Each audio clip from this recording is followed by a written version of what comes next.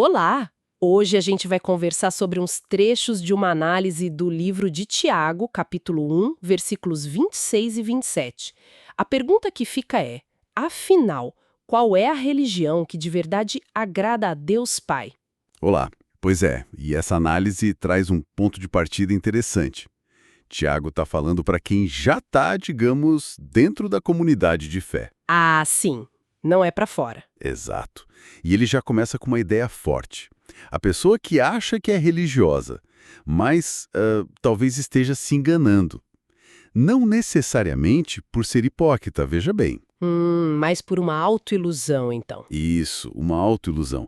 E o texto argumenta que ser religioso em si não é o problema. Pelo contrário, a visão apresentada é que Deus não se agrada dos irreligiosos, da indiferença. Entendi.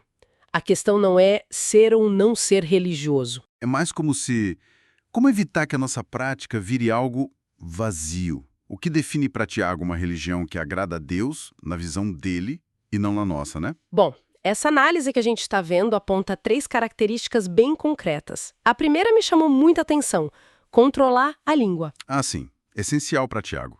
Ele usa aquela metáfora do freio, né? a do cavalo. Exatamente. Refrear a língua como se refreia um cavalo. Porque sem controle as palavras podem, desembestar, podem machucar de verdade.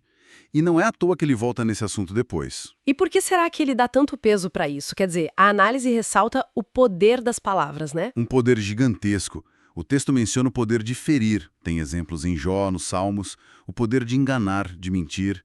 E olha só, Provérbios 18, 21 chega a falar em poder sobre vida e morte. Nossa, E dão até um exemplo bíblico forte, lá de Números 12. qual era mesmo? Miriam e Arã falando mal de Moisés, sabe? Hum, Pelas costas. A tal da maledicência.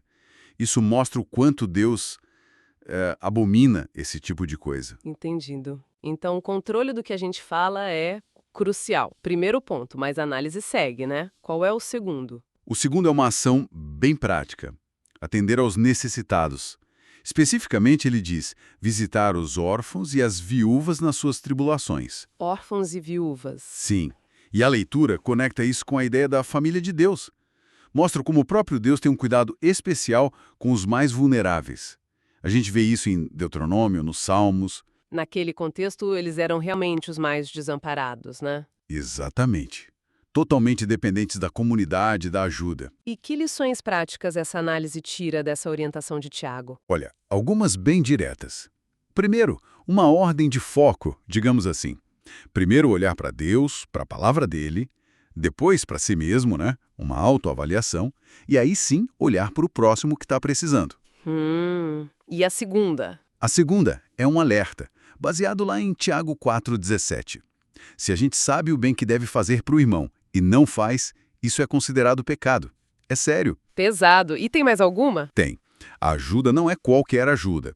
É direcionada para as tribulações, para as dificuldades específicas deles. E um cuidado importante que a análise levanta. Essa prática não pode virar motivo de orgulho, sabe? Aquela sensação de eu sou melhor porque ajudo. Faz todo sentido. Primeiro, a língua, depois a ação concreta com quem precisa, e a terceira característica, qual é? A terceira é guardar-se incontaminado do mundo. Hum, O trecho que a gente analisou não entra em tantos detalhes nesse ponto específico, mas o apresenta como o terceiro pilar dessa religião prática. e o que seria esse guardar-se incontaminado? Basicamente, é manter a integridade espiritual, não se deixar moldar por valores ou práticas do ambiente que vão contra os princípios da fé. É viver no mundo, mas sem deixar que o mundo corrompa a sua fé, entende? Manter a pureza. Entendi.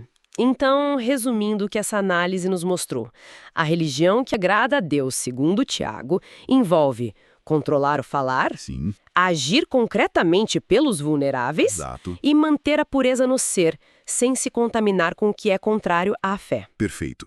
E o interessante é ver como essas três coisas, falar, agir e ser, estão, assim, totalmente interligadas, né? Elas pintam o retrato de uma fé que não é só interna, que não é só discurso, é algo visível, prático. Uma fé vivida mesmo. Isso. E acho que isso tudo nos leva de volta àquela questão inicial do Tiago, sobre a autoilusão. E fica uma provocação para a gente pensar, né? Considerando esses marcadores tão palpáveis, o falar, o agir, o ser, como é que a gente pode avaliar com honestidade se a nossa própria religiosidade é essa expressão genuína que agrada a Deus? Ou será que talvez a gente corre o risco de cair naquela autoilusão sutil que ele alertou lá no comecinho? Fica aí a reflexão.